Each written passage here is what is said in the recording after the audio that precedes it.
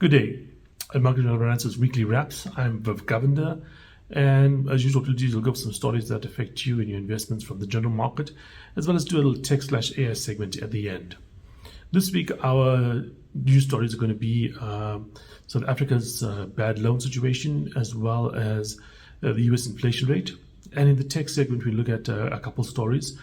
Firstly, it's going to be the development of Devon, which is what's claimed to be the first fully autonomous software engineering AI, system. And then we will look at Figure, which is a robotics company that's working together with OpenAI.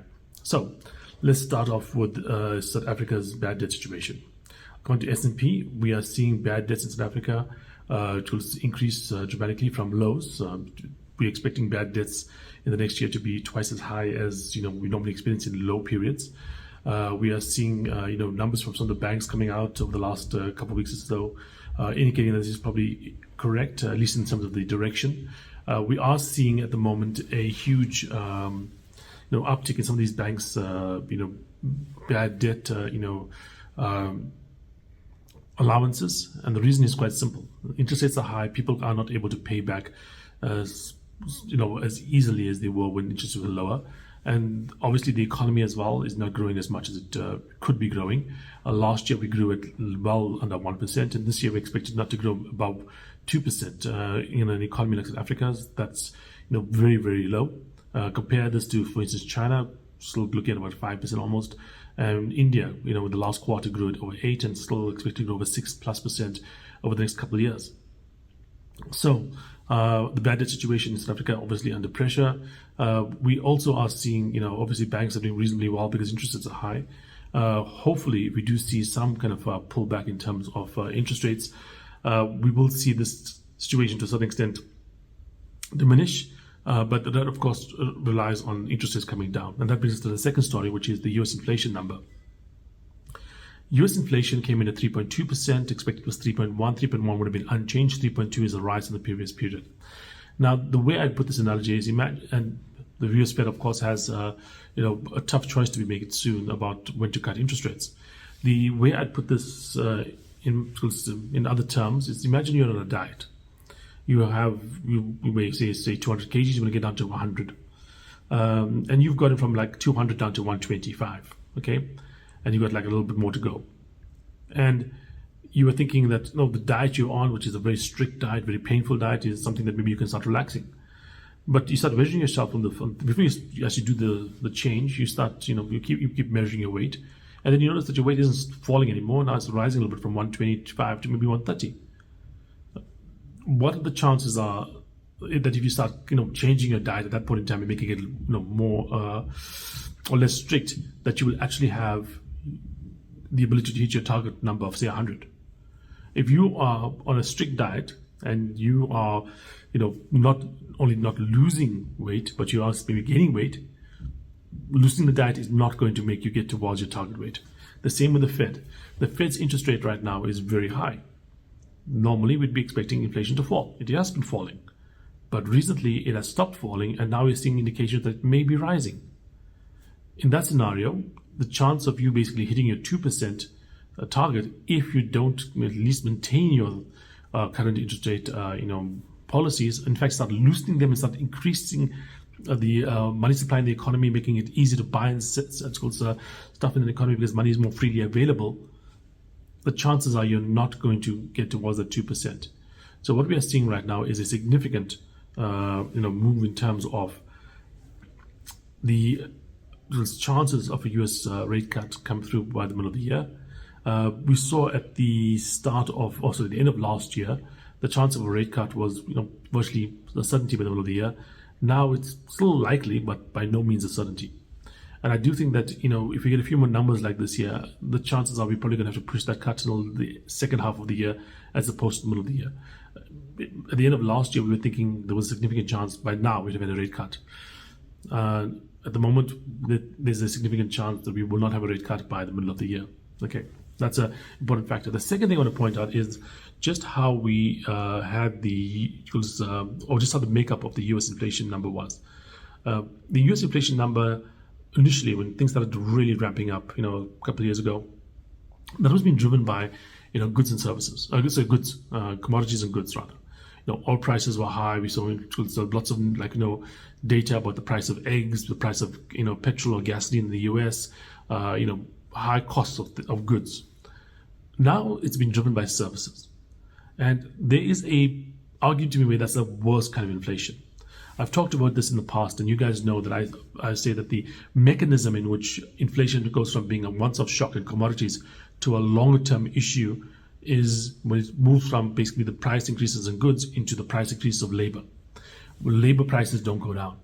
And that, I think, is what we're starting to see in the US right now. We are starting to see a move away from the cost increase in terms of goods into something around services. And that, I think, is going to be a stickier inflation to get rid of and a more difficult problem for the Fed to deal with going forward.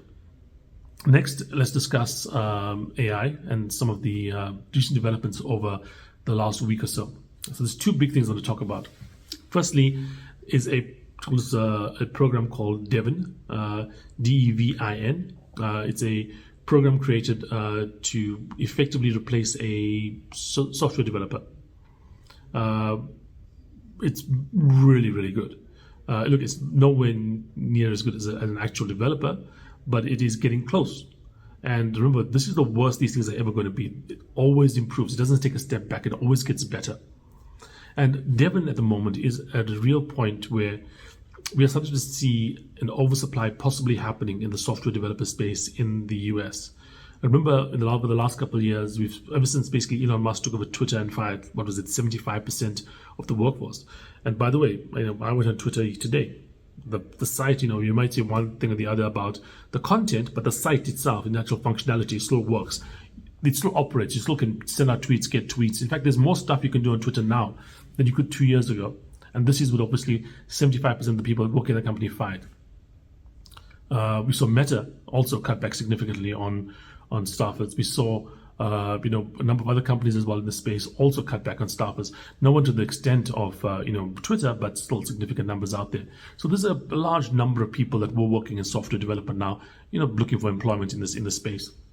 And something like Devin is obviously not going to be great for these people. Obviously, it probably doesn't replace the really high-end software developer, but there's people out there that do debugging and lower-end stuff, and Devin can very likely do these things. And I do expect that we are going to be seeing a similar pattern emerging elsewhere, where we'll have an AI system entering the marketplace for maybe lawyers or tax consultants or whatever, and they will take off a lot of the work that was done by junior staff. And the senior staff will still be, obviously needed for the really complicated high-end cases where you can't afford to make a mistake. But for a lot of the grunt work, I think something like Devin or whatever the equivalent is going to be in, law or taxation or whatever the other field is, that stuff is going to be done by these AI systems that are going to be replacing, the low end, kind of like menial kind of work in these fields. And the next and last thing we'll talk about is Figure, which is a robotics company working with OpenAI. Now, a little anecdote. The guy that runs Meta, Facebook's AI division, is a guy called Jan LeCun. Jan LeCun came out or had an interview with a guy called Lex Friedman. He's a famous tech interviewer. He's interviewed like Elon Musk, Mark Zuckerberg, Jeff Bezos, Sam Altman, the who's who of tech, effectively. Anyway, Jan LeCun came out with this, interview, and one thing he said there was a couple things he said was, firstly, he doesn't expect the current version of AI to do things like video, so it's too far. And the second thing he mentioned was AI is not able to clear a table or clean a table. You have a dinner, you want to take the dishes away. AI can't do that yet. Well, funny enough, maybe it was OpenAI is trying to troll Jan LeCun, because remember they know him. He's a famous person in the field. They've probably seen this video, and they've seen his tweets as well out on Twitter or X, whatever you call it. And so it almost seems like they are trolling him, because a couple things it is. Firstly, they released Sora a little while ago, and Sora does video with the same technology that current AI systems are using.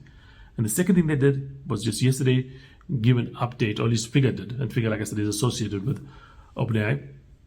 and did an update or video on their robotics or robot project. And one of the things I think did was clean the table or clear a table. I think it's no coincidence that this video had this as a topic, because I think they were trying to just show that what a famous guy is saying regarding what can't be done is already being done. Okay, now just to understand why this is important, it's important for the following reason. I mentioned in the past about full self-driving from Tesla and how they've totally changed their approach and now are using an approach that is very similar to how they train the LLMs. Put a bunch of data into the bunch of computers and get a bunch of numbers at the end that basically gives you the output you want. They're doing the exact same thing with the robots. They are programming the robots, rather they're teaching the robots. They're giving the robots a bunch of data and having that data create an LLM or equivalent kind of thing for the robot. The robot also is hooking up with OpenAI's LLMs, so you can ask it questions directly. So you can ask it to do stuff and it will do the physical stuff that you ask it to do. And this, I think, is a very important new field out there. Now, there's very few fields you must understand that you can say is going to be worth $1 trillion or $2 trillion or whatever it may be, huge amounts of money. For instance, mobile phones. Apple is probably approaching the top end of what mobile phones are going to be like. They pretty much dominate the US. They are very strong in Europe. If we do see GDP per capita really take off in Africa and in India and places like that, then maybe they might be able to get into those markets as well. But that's the kind of marketplace that they're leading with. The phone market is huge, justifying that virtually $3 trillion market cap. They have other products. They have things like earphones. They have things like iPads and so on.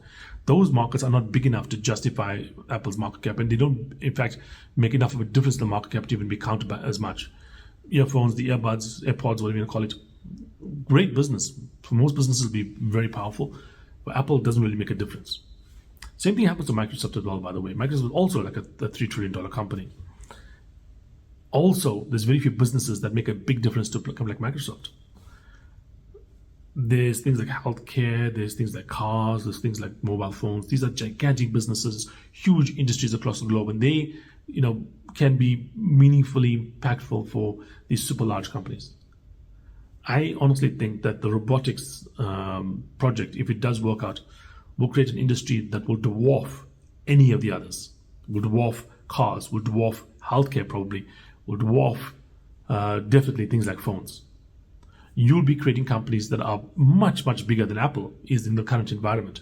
Why? Because Apple has a limit to how big you can get with phones. There's only so much of the global GDP that's going to be spent on phones. Whereas compare that to how much of global GDP will be spent on a robot that can clean your house for you, that can cut your grass, that can work in a factory, that can, do farming work, construction work. That's a gigantic industry. That's an industry that is probably bigger than any other industry that currently exists in the world at the moment. And that is something I think that is very important to take account of. When people talk about just how valuable AI companies are and just how big some of these things are, understand that if AI does work out the way these guys believe it's going to work out, it'll not just basically overtake industries that are gigantic industries right now that we understand. It will create new industries that don't exist at the moment. And those industries will, in some cases, like I think with robotics, be bigger than any current industry in the modern economy. Okay, that's it for this week. Thanks for joining me, and I look forward to speaking to you guys again next week. Cheers.